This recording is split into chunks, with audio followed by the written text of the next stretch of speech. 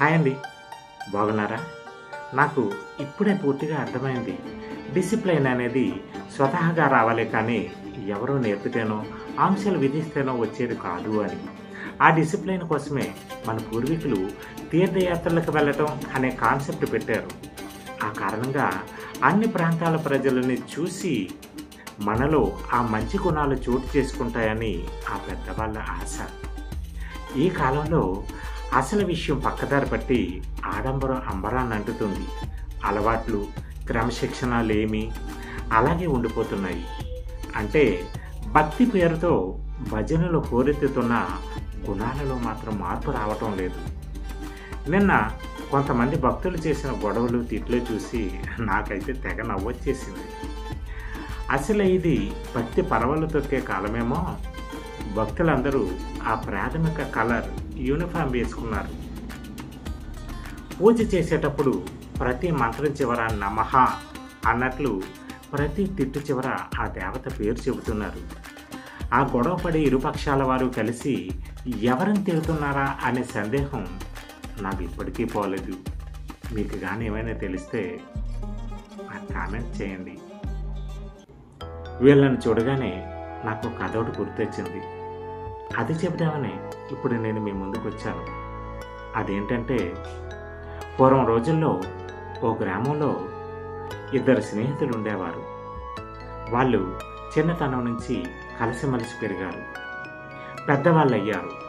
వాళ్ళలో ఓ వ్యక్తి వ్యాపారం చేస్తూ స్థిరపడ్డాడు.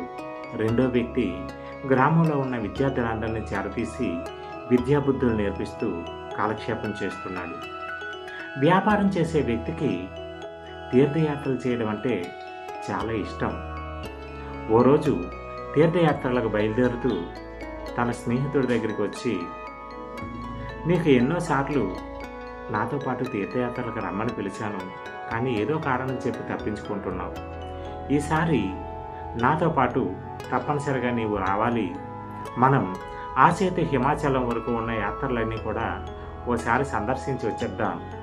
అది మనశ్శాంతి కలుగుతుంది, బాగుంటుంది అని చెప్పాడు.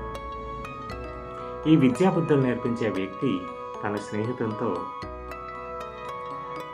నాకు విద్యార్థులు ఉన్నారు, వాళ్ళకి పాఠాలు చెప్పాలి. తల్లిదండ్రులు ఉన్నారు, వాళ్ళ బాగోగులు చూసుకోవాలి. ఊళ్ళో చాలామంది సలహాలు, సంప్రదింపుల కోసం వస్తున్నారు, వాళ్ళ కార్యక్రమాలు చూసుకోవాలి. ఇంకా ఉదయం, మధ్యాహ్నం, సాయంత్రం వేళల్లో పూజా కార్యక్రమాలు ఉన్నాయి. అవి అలా సరే. కాబట్టి నాకు తీరిక లేనటువంటి పని ఉంది. ఇక తీరికగా తీర్థయాత్రలు చేయడం అనేది నాకు సాధ్యం కాదు. కాకపోతే ఇంతగా పట్టుబడుతున్నావు కాబట్టి నాకు ప్రతిగా ఇదిగో ఈ గుమ్మడికాయ ఇస్తున్నాను. నీవు వెళ్ళిన ప్రతి చోటికి కూడా దీన్ని కూడా తీసుకుని వెళ్ళు అని చెప్పి పంపించాడు. ఆ స్నేహితుడు ఆసేతు హిమాచలం వరకు ఉన్న యాత్రలన్నింటిలోని దీన్ని కూడా తిప్పాడు. నదులు, సరస్సులు, కోనేరులు, చెరువులు, బావులు, సముద్రాలు అన్ని చోట్ల తను ఎక్కడ మునకలు వేస్తే అక్కడ కూడా ఆ గుమ్మడికాయను మునక వేయించాడు.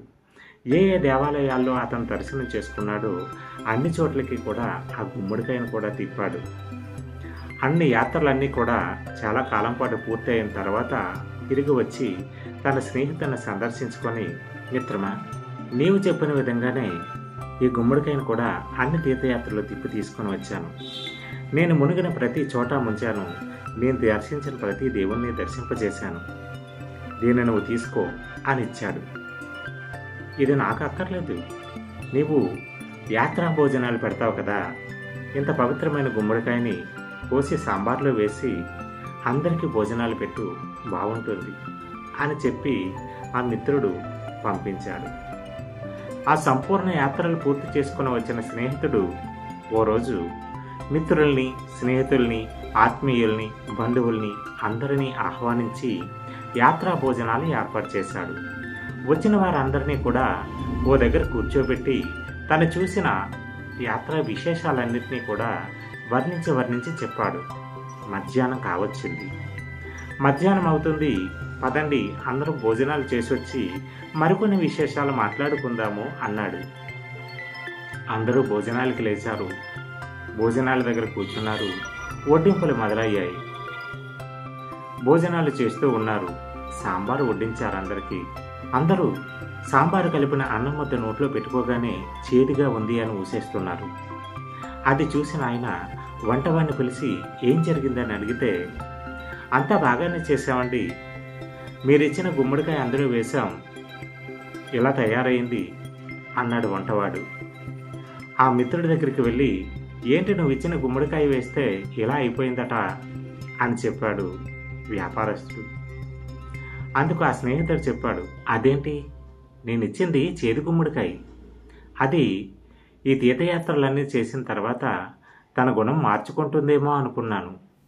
అయితే ఇన్ని యాత్రలు చేసినా తన గుణం మారలేదా అన్నాడు విద్యాబుద్ధులు నేర్పించే స్నేహితుడు. దానికి ఒక్కసారిగా ఆ వ్యాపారస్తుడైన స్నేహితుడికి కళ్ళు తెరుచుకున్నాయి.